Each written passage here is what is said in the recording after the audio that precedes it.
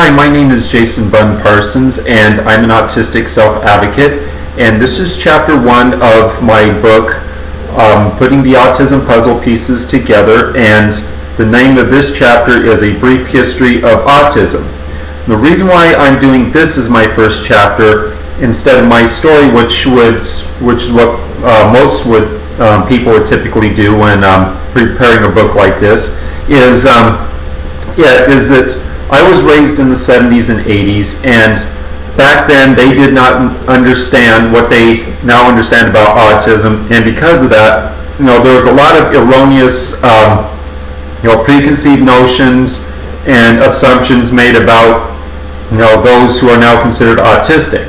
And so before I tell my story, I want to make sure that I'm very clear about the fact that I understand this, so nobody would come across, so I would not come across as blaming my parents or teachers, therapists and stuff like that.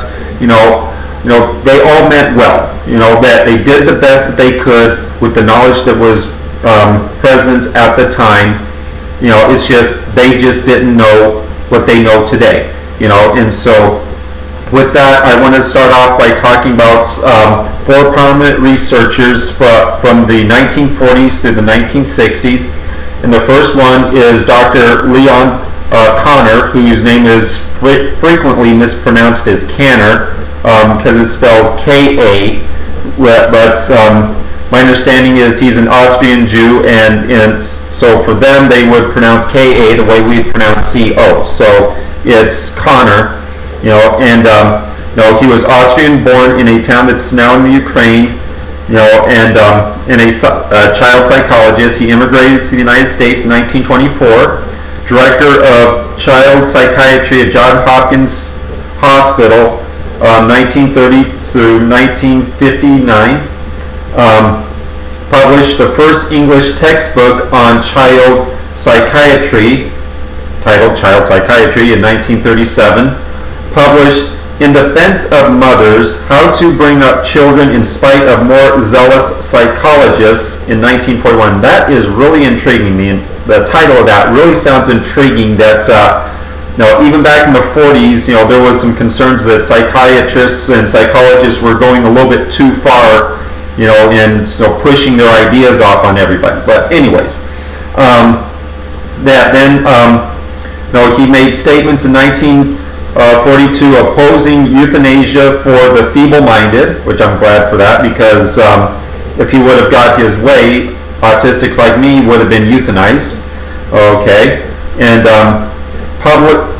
then he published Autistic Disturbances of Affective Contact, which gave autism its name in 1943, and then later published Problems of Nosology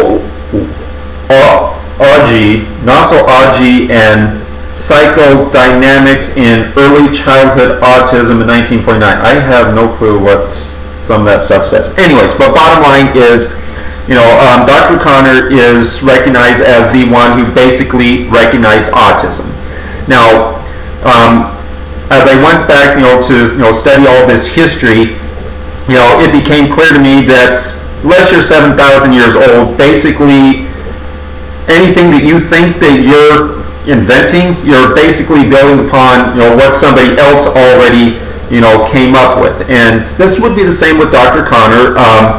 There's a number of other psychiatrists and psychologists that were proposing various ideas about those that are now referred to autistics, and the diagnosis that autistics were getting pre-Kanner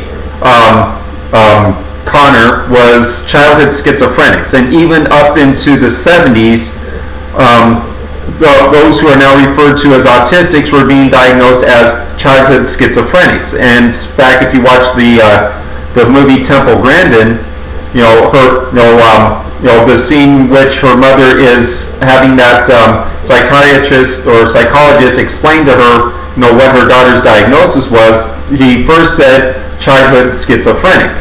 Okay, and so how they came up with that idea, I don't know. But in any case, Dr. Kanner is definitely the one that that definitely started putting things together and figuring out who these people actually were that he was dealing with, and so that's the reason why he gets the recognition for being the one who basically, I don't know, I wouldn't want to say invented autism, but coined the term autism. So anyways, then the next one is Dr. Hans Asperger, a Austrian pediatrician in Nazi Germany, credited with saving the lives of his 4 autistic patients, who he referred to as his little professors from the Nazis, because keep in mind, Hitler had no use for defective human beings, and he didn't just exterminate Jews, he exterminated anybody who he considered defective, including those with any kind of a disability. And so,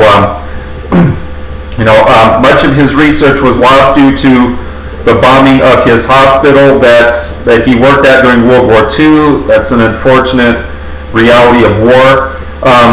The stigma attached to any medical research done in Nazi Germany hindered his acceptance of his findings. The term Asperger syndrome was not coined. The term Asperger syndrome was coined by Dr. Laura Wing, Asperger syndrome: A Clinical Account, in 1981, and she's credited with being the first one to present Dr. Asperger's material in English. Upon further review, there may have been others, but she basically, put Asperger's, on the front burner. Okay, so again, whatever, previous, individuals that she, was building her work upon, basically, she's the one that brought it to the forefront in the English-speaking world. So, anyways. Then the next one is Bruno Bettelheim, who was a fraud, professor of psychology at the University of Chicago, director of the Orthogenic School for Disturbed Children associated with the University of Chicago, 1944 through 1973, condemned an entire generation of mothers by popularizing the refrigerator mother's hypothesis, which assumed that their lack of maternal affection caused their child's autism. Okay, after his death, he was exposed for lying about his academic credentials. He did not have the degrees from the Vienna University that he claimed that he had, and also for abusing his patients at the school that he worked. Okay, and the thing, as I was researching this, he actually still has some supporters. You can actually still get his books on Amazon.com. And they're very few and far between, as far as his supporters. But basically, what his supporters claim is that he actually was basing his material off of Dr. Connor's findings. What exactly it is, I don't know. That they didn't do that good of a job of pointing out exactly what Dr. Connor said. Did Dr. Connor actually propose the idea as a little footnote, or did he twist something that Dr. Connor said?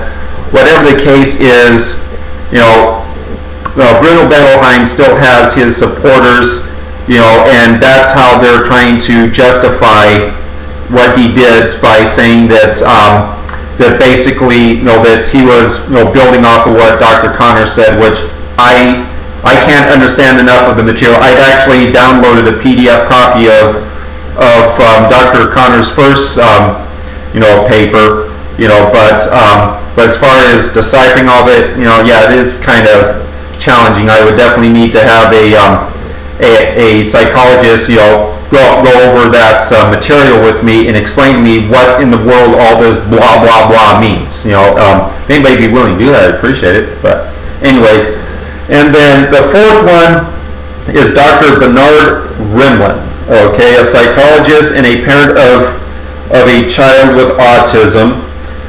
published Infantile Autism, the Symptom and its Implications for the Natural Theory of Behavior in 1964, which refuted Bettelheim's hypothesis that his son's autism was caused by the assumed deficiencies in his wife's social skills. And I'm going to go into more about the Bettelheim versus Rimland, issue a little bit later on. But anyways, Dr. Rimland then went on to found the Autism Society of America in 1965 and the Autism Research Institute in 1967.